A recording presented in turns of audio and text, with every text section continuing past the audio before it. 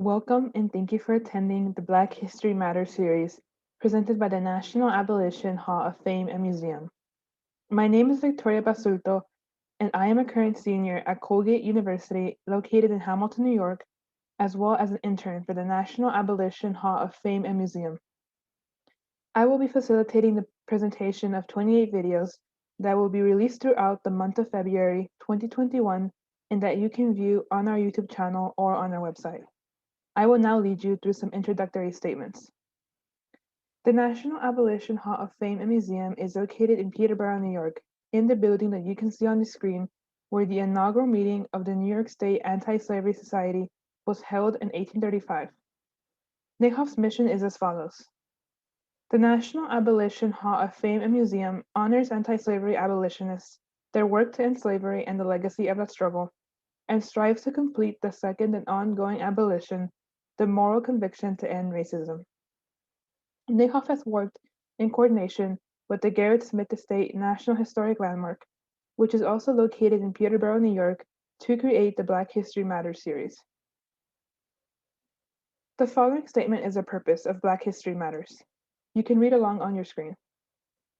NAHOF supports racial justice movements seeking to address racial inequality, given their resonance with NAHOF's mission to address the second and ongoing abolition to end racism.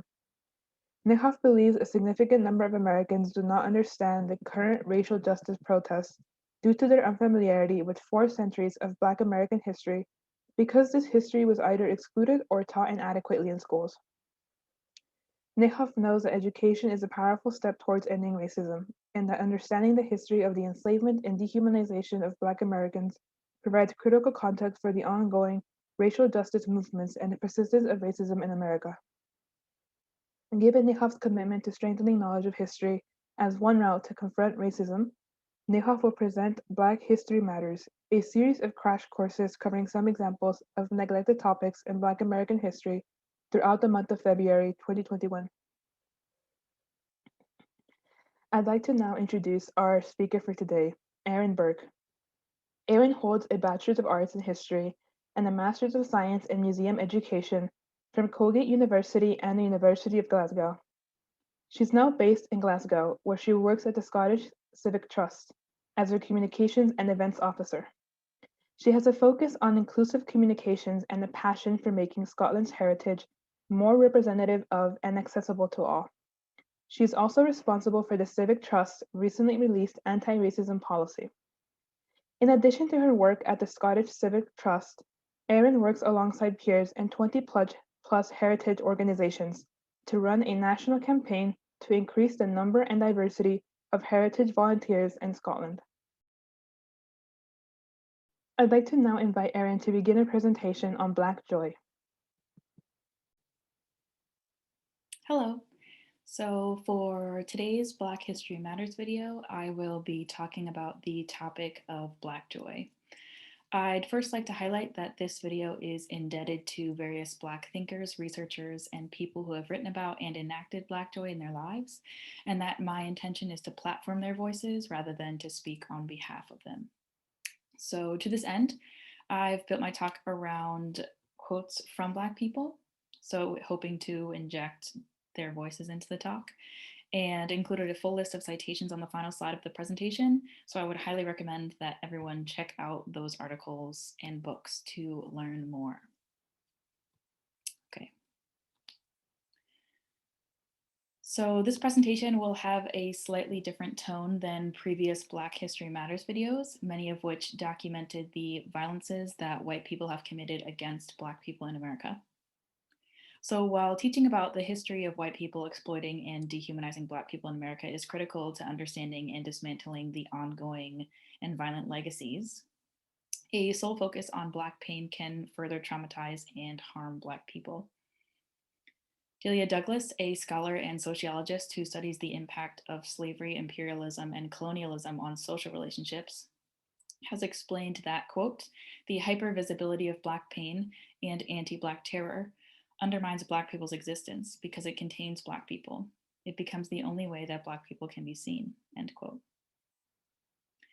Thus, a singular focus on Black trauma and the failure to tell stories of Black achievement, Black celebration, and Black excellence can create a one-dimensional idea that Blackness and being Black is only an experience of suffering.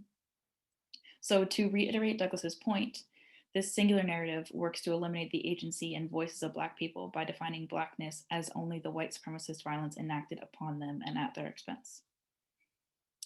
So Ken Gonzalez-Day's artwork, which you can see an example of on the screen here. So one of his projects is called Erased Lynchings, and this project engages with the question of the hypervisibility of Black pain and also experiments with how to raise awareness of the history of lynching without re-victimizing those murders and traumatizing Black people who may see these images today. So using Photoshop, Gonzalez-Day removes the lynching victims and rope from the photos, as you can see here, which he explains focuses the viewer's attention on the white crowd and thereby the apparatus of white supremacy that was foundational to these acts of collective violence. The impact of a one-dimensional trauma-based understanding of Blackness can be seen in the experience of Black burnout, which describes the deep fatigue that comes with the burden to fight racial injustice constantly falling upon those who suffer from it, and from the burden of constantly being bombarded with stories and images of violence against Black people. So the feeling of Black burnout hit a fever pitch in 2020, a year characterized by extensive protests against racial injustice and also the devastation of a pandemic that kills Black people at significantly higher rates than white people. So for example, Sophie Williams, a prominent anti-racism activist, described her experience as, quote, feeling entirely helpless following the deaths of Breonna Taylor and George Floyd. Lou Jasmine, a Black photographer and director, put it plainly, quote, when the protests were happening this summer, so many of us came out and said, you know what, I'm tired, I'm so tired. Black people have been protesting and processing for years, end quote. So in a world that seeks to dehumanize and marginalize Black people and seeks to define Blackness as trauma, Black joy is an important space for Black healing. So what is Black joy? I'd first like to emphasize that Black joy is a concept by and for Black people and is a powerful way that Black people can lovingly commune as a respite from trauma and racism. Cal State Fullerton African American Studies professor Mei Ling Malone has described Black joy as, quote, about affirming one's beautiful life. Black joy rejects the pathology of racism. Black joy is being fully human. Black joy is pride. Black joy is self-love. Black joy is shining bright. Black joy is living your best life despite living in a racist world set up against your very being, end quote.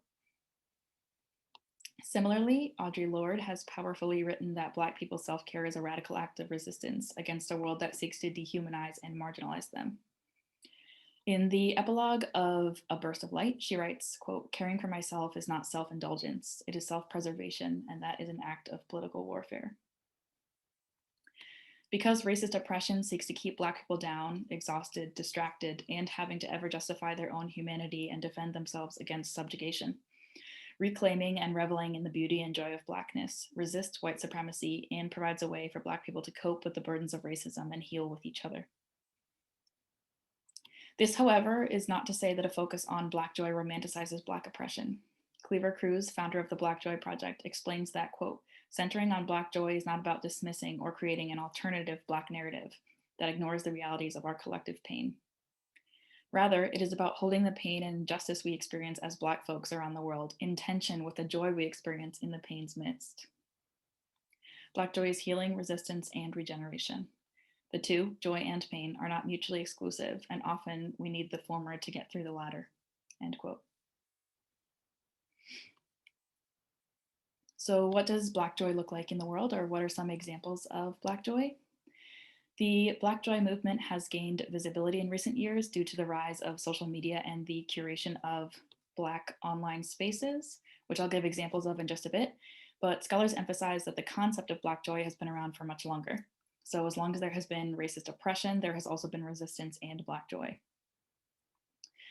For example, Stephanie M.H. Camp has researched the role that pleasure played in the resistance of enslaved women in the plantation South from 1830 to 1861.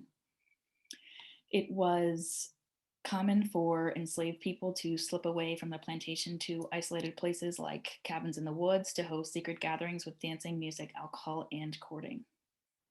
So again, keeping in mind that highlighting instances of Black pleasure is not to romanticize slavery as anything other than extremely dehumanizing, but to acknowledge that despite existing in an anti-Black world, Black people have radically chosen life and to enjoy aspects of that life, thereby resisting white supremacy and opening up a space for their collective healing and humanity to flourish. The Civil Rights History Project has documented how Black people have also integrated pleasure and joy into protest with music, such as African American spirituals, gospel, and folk music. During the civil rights movement, singers and musicians collaborated with ethnomusicologists and song collectors to disseminate songs to activists, both at large meetings and through publications. They sang these songs for multiple purposes: to motivate them through long marches, for psychological strength against harassment and brutality, and sometimes to simply pass the time when waiting for something to happen. The power of Black joy, even in the midst of exhausting protests against racism, can still be seen today. For example, the Upset Homegirls of Fullerton, pictured on the screen, is an activist organization established in Orange County last summer amid the worldwide Black Lives Matter protests. This group asked attendees at their protests to dance, and Brandy Factory, a founding member of the group, has explained, quote, "It's important, even in all that bad space, to bring all of that goodness, because you can't fight anything without love, and I think that there's a lot of love that's rooted in Black joy," end quote. Black joy is also spread through curated online spaces like the Black Joy Project. The Black Joy Project on Instagram shares images and stories about Black joy, with the aim to highlight the strength and capacity of Black people to overcome white supremacy and work through the difficult moments when white supremacy continues to oppress them. Ultimately, platforming stories and images of Black joy works to portray the full range of Black humanity. Okay, so while Black joy is for and by Black people, creating spaces for Black joy is everyone's responsibility. In particular, media and artistic companies, including those who share and publish content on personal social media channels, have a responsibility to seek Black joy out, facilitate its existence, and be critical of the role that they have played in popularizing Black pain.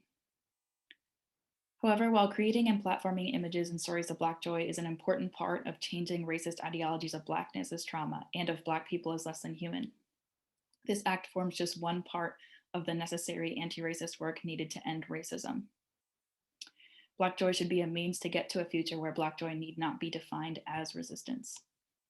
So as May Ling Malone has said, quote, "Black joy is a beautiful thing, but what would be even more beautiful is if all of us band together in solidarity to destroy and dismantle our system of white supremacy so that all joy is just human joy and Black folks can live freely in the world."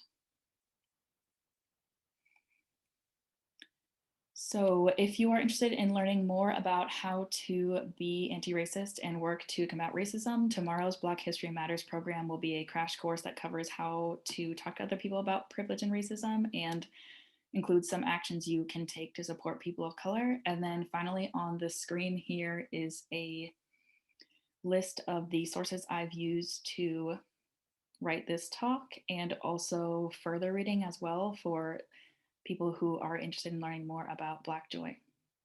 So I would encourage that everyone do some further reading. Thank you.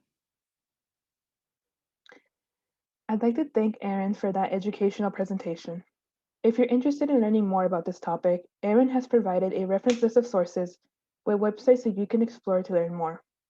This reference list will be linked beneath the video in the video description.